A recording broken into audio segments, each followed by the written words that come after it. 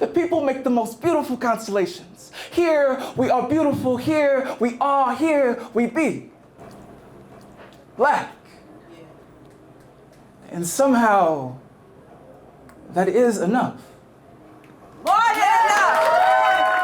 Slam is a competitive form of poetry that has, in my opinion, an emphasis on the performance aspect of it. I would say it's an opportunity to have one of the most intimate conversations that you've ever had. Slam's a game. You have an opportunity to get in front of a crowd.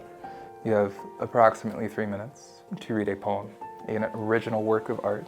So the judges for a poetry slam would be 5 random members of the audience. Ideally, they don't know any of the poets, so it's kind of like a clean slate. They will judge a poem anywhere from 1 to 10. We have decimal points. Scores are collected. They take the highest score, they drop that. They take the lowest score, they drop that. They take the 3 middle scores, add them up together, and that is your total score for the round. We've got an 8, an 8.1, an 8.3, and a 9. Give it up one more time for that poet. The Mercury Slam happens every Sunday at the Mercury Cafe at 7:30. One of the longest running slams. It's one of very few free slams. You can just come in, have a good time, leave. There's no tickets, there's no admission fees, and that's really uncommon. The Mercury Cafe is kind of like a cultural artifact of Denver. Even not having grown up here, it is such a special place. It's the fairy lights, it's the red curtains, it's something that just really draws you to be inspired.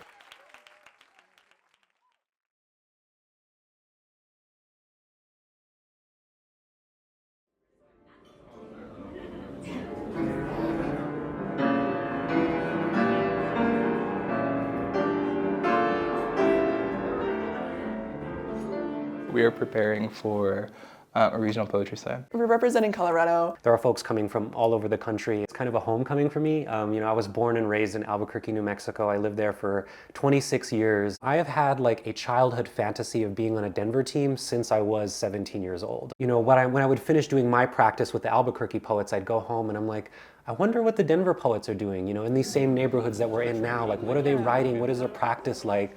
15 years later as an adult, to be on the Mercury team with all of these incredible writers. Childhood Matthew would be doing backflips right now. He would be over the moon. My spine, the world's most willing lightning rod. My soul, the path of least resistance. More recently, I've been writing a lot about work. I am an emergency medicine resident at a couple of hospitals in and around Denver. It's just a wide variety of things that I see. There was this little old lady who came in and she was in a car accident. Going from that experience where like this little old lady who's fine is very appreciative of the care we're giving her, to me going like a couple rooms down and having to tell someone that they lost their baby. It's like emotional whiplash. I tend to process a lot of that through writing.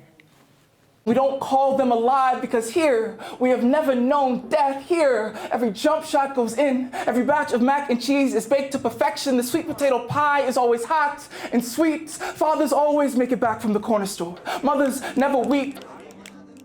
My favorite quote is, writing is not therapy, but being heard is a therapy. And that's been something that's really gotten me through like my poetry career. I think if you ask 10 different poets what it means to need a spot on stage, you'll get different answers. And so for me, if you ask me when I was 17, it was because I was queer, I was going through undiagnosed depression that I didn't have the tools to talk about.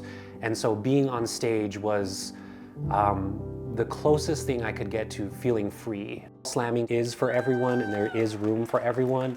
And I think the more uncertain you are about your art, the more likely it is that people haven't heard it and that they need to hear it.